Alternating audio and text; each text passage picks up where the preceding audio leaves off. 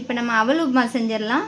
எண்ணெய் ஊற்றிருக்கேன். கடாய் சூடாகிடுச்சு. ஒரு 5 ஸ்பூன் எண்ணெய் ஊற்றிருக்கேன். இப்போ கடுகு சேர்த்துடலாம்.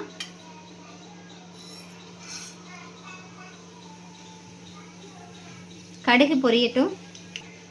கடுகு பொரிஞ்சிருச்சு. கருவேப்பிலை சேர்த்துடலாம். ஒரு மீடியம் சைஸ் ஒரு 2 வெங்காயம் கட் பண்ணியிருக்கேன். 3 பச்சை மிளகாய் சேர்த்துடலாம்.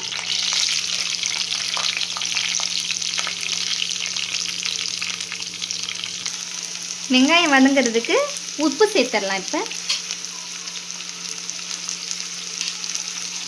உப்பு சேர்த்துட்டு கொஞ்சம் நல்லா கோல்டன் கலரில் வரட்டும்.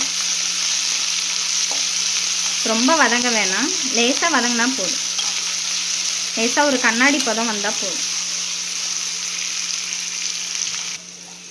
வெங்காயம் இந்த திட்டத்தில் வதங்கினா போதும். இப்போ தக்காளி போட்டுடலாம். சின்னதாக 2 தக்காளி எடுத்துருக்கேன். ரொம்ப மசிய தேவையில்லை, லேசாக சாஃப்டானா போதும்.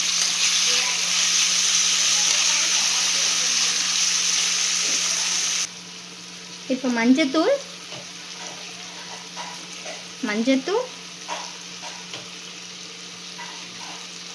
கரம் மசாலா எல்லாம் சேர்ந்து இப்போ நல்லா எண்ணெயிலே நல்லா வதக்கிடலாம்.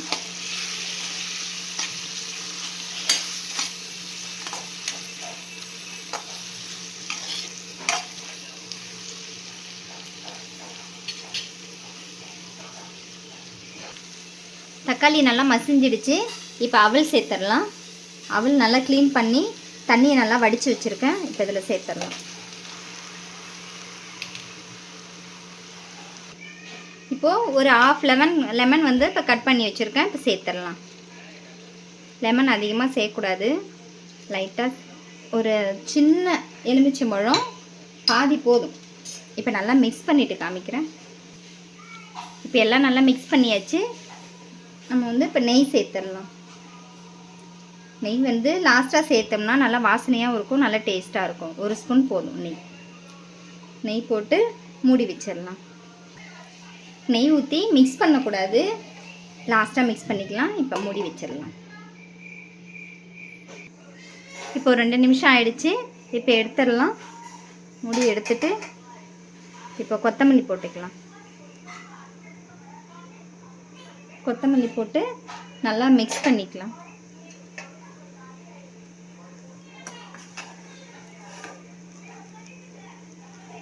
மிக்ஸ் பண்ணிவிட்டு இப்போ சேவ் பண்ண ஆரம்பிச்சிடலாம். இப்போ அவல் உப்புமா ரெடி ஆகிடுச்சு. நீங்களும் இந்த மாதிரி ட்ரை பண்ணி பாருங்கள்.